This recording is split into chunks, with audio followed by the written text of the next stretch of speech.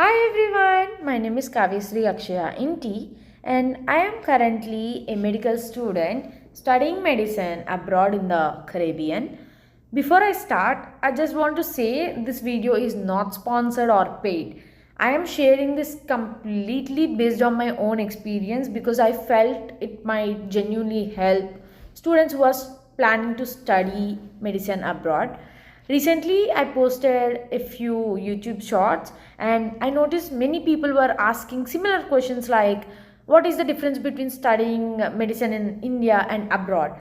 Why I choose my medical school and what my journey was like. So, in this video, I'm going to explain all of that in detail, and also you can check my description for all the important links I mentioned in this video.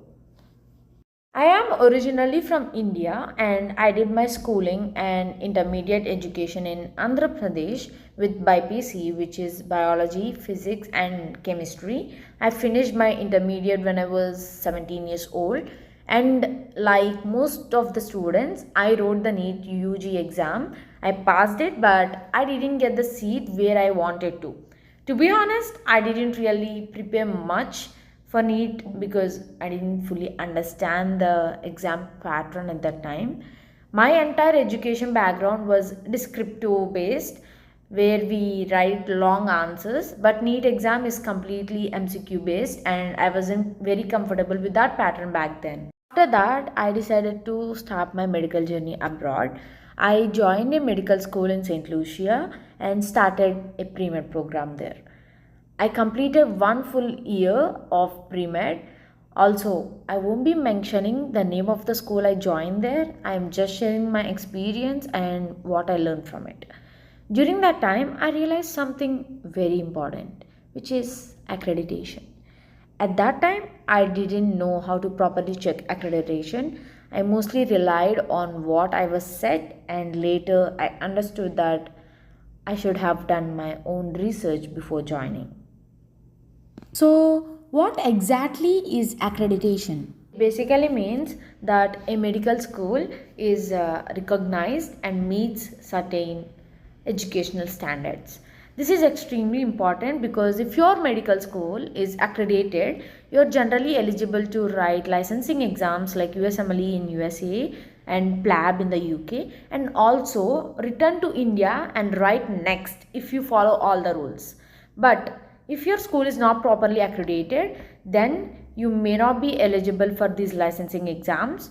You might face problems practicing in different countries, and in some cases, your degree may not even be recognized. So, this is something you should 100% check before joining any medical school abroad. And this was honestly one of the biggest lesson I learned in my journey. From my experience, one thing I would strongly tell you is do not blindly trust consultancies or agents. Always take the time, do your own research, and make informed decisions. After realizing this, I decided to move to a different medical school since I had completed 1 year of pre-med but had not started my MD program. I had around a 4 month gap because I took a late admission into my current school. Then in May 2025, I started my MD1 at Metropolitan University College of Medicine, also known as MUCM in Antigua. My NEET results were announced in June 2023, after which I decided to pursue my studies abroad. And due to visa delays and related process, I was finally able to begin in Jan 2024. I joined the pre-med program in Jan 2024, which continued until December 2024, and I withdrew in February 2025 when I later decided to take admission again.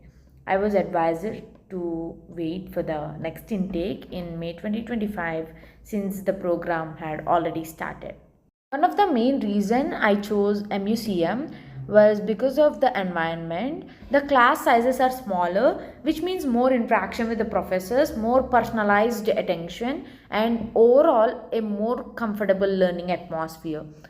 The environment felt friendly and supportive, which something I personally value a lot.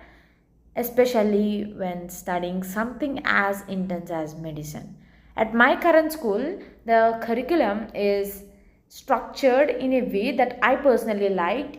From MD1 to MD4, it is subject based, where we study subjects like anatomy, physiology, biochemistry, microbiology, and pathology like separately.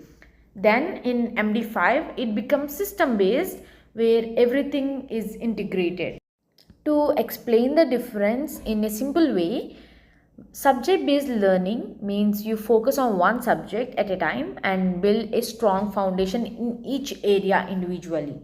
System based learning, which most medical colleges nowadays follow from the beginning, integrates multiple systems together based on body system like cardiovascular or respiratory. So you learn everything related to that system at once. Both approaches are good, but I personally choose MUCM because I preferred starting with subject based learning, as it helped me understand each subject clearly before moving into integration.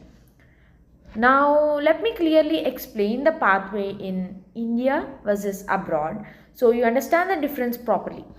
In India, first you write NEET UG undergrad after 12th. If you qualify and get a seat, you start MBBS, which is around 4.5 to 5 years of academic study. And during this time, you study both theory and also clinicals, like you also go to the hospitals. After that, you do a 1 year internship. Once internship is completed, you write NEET PG for specialization, and then you enter your postgraduate training depending on your rank and seat. In abroad pathways like mine, first you complete your premed or meet the eligibility requirements. Then you enter the MD program, which is semester based. The MD program, which is Doctor of Medicine, usually has basic sciences first, which is what I am doing now, followed by clinical rotations. After that, depending on the country you want to practice in, you write licensing exams like USMLE for the USA or PLAB for the UK, and then you move into residency or further training. Wherever you study medicine, the core knowledge remains the same, but what truly differs is the approach, teaching style, and learning methods. That's the main difference from one school or country to another. In India, we usually have a system like first year, second year, etc. But abroad, it's mostly semester based, and the number of semesters can vary from one school to another. In the MD program, we progress through levels like MD1, MD2, and so on. For my school, the basic sciences phase goes up to MD5, and after that we move into clinical sciences, which are labeled CS1 to CS6. Right now I am in MD3. Unlike the yearly, half yearly or quarterly exams we have in India, here we have exams every 4 weeks, and these are called blocks in the MD program. Though this can differ by school, I completed my block 2 last week, and once I finish my block 3, I will receive my results along with a 2-week break similar to summer holidays, after which the next semester begins. If you are an Indian student planning to study medicine abroad, there are few important requirements you need to know. You must complete your 12th with BIPC. You must qualify NEET if you want to come back and practice in India. This is based on the rules by the National Medical Commission (NMC). There is also one important rule you should be aware of. If your goal is to return to India, once you start your MD program, you can transfer only once. If you transfer multiple times, you may not be eligible for next, which is the national exit test. So it is very important to choose your medical school carefully from the beginning, and this does not apply for the pre-med, it is only for the MD program. If you want to check accreditations, you can use the World Directory of Medical Schools website, which is also known as WDOMS. You just need to go there, search your school name, check if it is listed, and verify the recognition details. I have added all the important links like NMC guidelines, WDOMS, and my school's official pages in the description. So make sure to check that before making any decisions. When it comes to licensing exams, USMLE is for USA and PLAB is for UK, and each country has its own process and requirements. So you should always research based on where you want to practice in the future. My journey was definitely not perfect, but it taught me a lot of important lessons. The most important thing I would say is do your own research, always check accreditation, and clearly understand your pathway before making any decision.